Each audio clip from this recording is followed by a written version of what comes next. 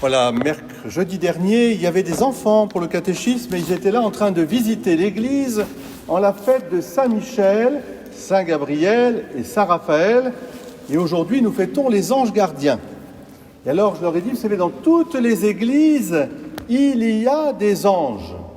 Alors, c'est vrai, les églises, elles ont été construites avec cette présence des anges parce que, et notamment ici, vous irez regarder, lorsqu'on va de la terre vers le ciel, on entre dans la maison de Dieu.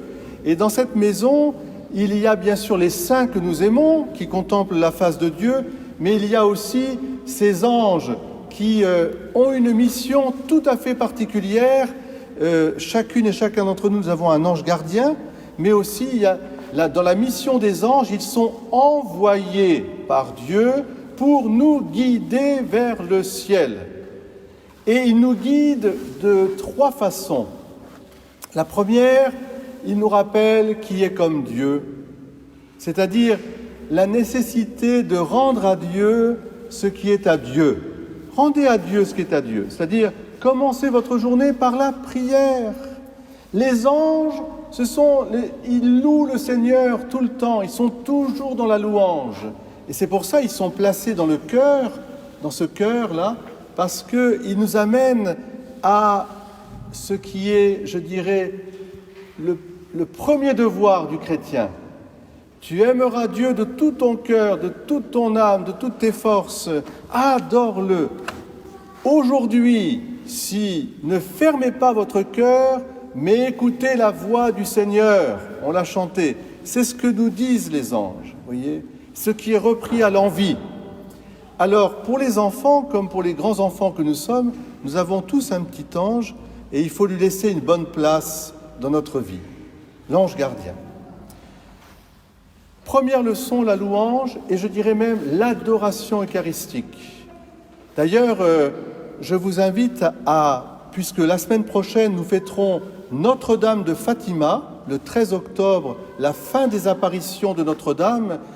Savez-vous que pendant leur vie, brève pour François et Jacinthe et longue pour Lucie, avant de recevoir la visite de la Vierge Marie, en 1916, ils ont reçu la visite d'un ange.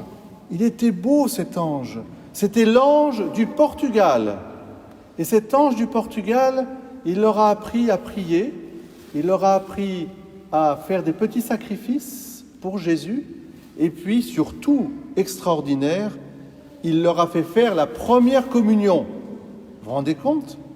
Un ange, alors il leur a apporté le calice et l'hostie, et il leur a dit, voyez les enfants, d'abord, adorez, c'est-à-dire reconnaissez dans cette communion intime l'auteur de tout bien, de toute vie. Soyez comme introduits dans cette communion, je dirais, en reconnaissant votre Père qui vous donne tout ce dont vous avez besoin par Jésus-Christ dans la puissance de l'Esprit Saint. Il leur a appris à adorer. Et moi, je pense que les anges, ils sont là pour nous redire, mais les enfants, est-ce que vous adorez quand vous rentrez dans l'église ? Parfois, on entre dans l'église, c'est un peu un brouhaha. Alors c'est un peu vrai, c'est normal, on se rencontre, c'est normal, on se dit bonjour, mais est-ce qu'on prend le temps d'adorer celui qui est là ? Il est là, le Seigneur, et il nous attend. Il nous attend pour nourrir notre âme. Première leçon. Et c'est vrai que quand on se met dans l'adoration, à ce moment-là, eh bien, on voit toutes choses dans la lumière de Dieu. Alors, l'autre leçon des anges, c'est d'être des gardiens. Alors, qu'est-ce que ça veut dire être gardien ? Les uns pour les autres, on peut être les gardiens les uns pour les autres. Vous voyez ? C'est-à-dire qu'on ne peut pas vivre seul, on a besoin de vivre en communion les uns pour les autres, et il faut être un peu les gardiens les uns des autres. Le mari et l'épouse, vous êtes des gardiens les uns pour les autres, les grands-parents, avec aussi les petits-enfants, on est un peu les gardiens les uns des autres. C'est-à-dire, le bon ange, il nous dit ce que nous devons bien faire. Il parle. Je vais vous raconter une histoire après, une vraie. Et puis, par contre, il y a le petit diablotin, là, qui lui, au contraire, hein, il est toujours en train de nous dire « Va, allez, cancane, allez, ricane, allez, divise-toi, allez, dispute-toi. » Tu as raison, en plus. Tu as raison d'avoir tort. Et donc, et on est au tort ici, alors vous imaginez, en plus. Hein. Eh bien, non. Notre bon ange, il nous dit, attention, il veille sur nous. Et alors, est-ce que vous saviez que les anges, c'est pas la propriété simplement de la Bible, même s'il y en a une page sur deux, c'est pas la propriété de nous chrétiens, c'est dans le monde entier, dans toutes les cultures et les religions bien de ce monde. Socrate, il disait en son temps, j'ai un ange qui me dit et qui parle. Les grands prophètes ont toujours dit, ils étaient inspirés par des anges.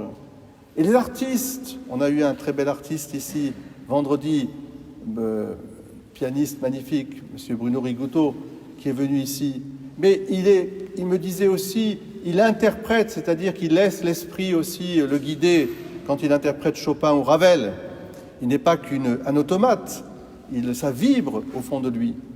Les anges nous inspirent, ils veillent sur nous, ils nous guident et ils sont présents, beaucoup plus présents que nous pourrions le croire. D'ailleurs, moi, c'est pour ça, c'est la petite histoire que je vais vous raconter.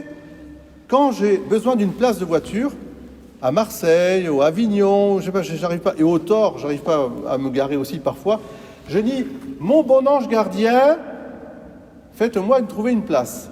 Eh bien, je vous assure, j'ai plein de souvenirs comme ça, où j'arrive dans une rue en me disant, c'est pas possible, je vais porter la communion à un tel, je vais donner les sacrements à un tel. Seigneur, c'est pour toi que je fais ça, que mon bon ange me trouve une place. Hop, il y a une place juste devant. Mais vraiment devant, dans une rue remplie de voitures. Je dis, Seigneur, voilà, mon bon ange gardien, veillez sur moi. Il veille sur nous. C'est pour ça que le soir, avant de vous endormir, confiez-vous à Dieu, priez, mais aussi confiez-vous à vos anges. Car la troisième mission de l'ange, qui est un serviteur, on a entendu dans l'Évangile, une fois que vous aurez fait tout ça, vous serez des serviteurs, on disait autrefois inutiles, c'est-à-dire de simples serviteurs. L'ange, il est l'envoyé par Dieu. La troisième mission de l'ange, c'est de nous ouvrir le ciel qui a été ouvert une fois pour toutes par le Christ, mais c'est de nous conduire au ciel. Alors, chez les Grecs, ils ont un mot un peu particulier, un peu drôle, je dirais même, on les appelle les anges psychopompes. Alors, mon Dieu, avec ce mot-là, psyché, l'âme, et pomper, c'est marche, ils conduisent. L'ange qui vous conduit au ciel. Alors, vous voyez qu'on a besoin, et alors, non seulement les enfants qui ont un ange qui veille sur eux, mais nous tous, on a besoin de se confier à nos anges. Ayez la dévotion aux anges. Je terminerai simplement en vous disant que la plupart des saints que nous aimons avaient la vision des anges. On va fêter Saint François d'Assise, le 4. C'est un séraphin qui est venu le purifier et qui l'a transfixé pour devenir l'image visible du Christ avec les stigmates. Vous avez, par exemple, je pense à Sainte Françoise Romaine. Vous connaissez Sainte Françoise Romaine, vous irez regarder sa vie.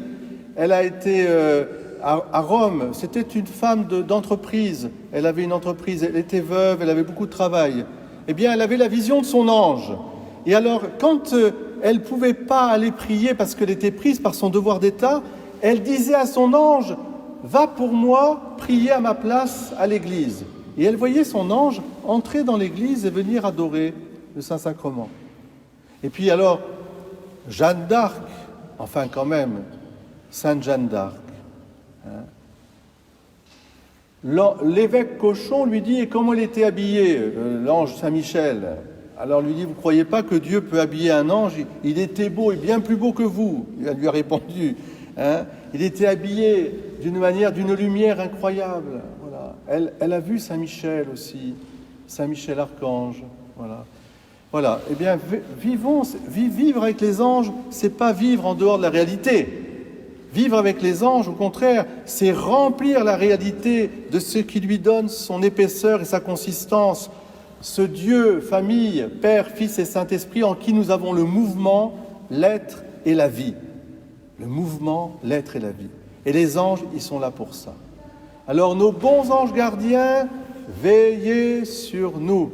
Nos bons anges gardiens, veillez sur nous. Vous voulez le dire avec moi ? Nos bons anges gardiens, veillez sur nous. Au nom du Père et du Fils et du Saint-Esprit. Amen.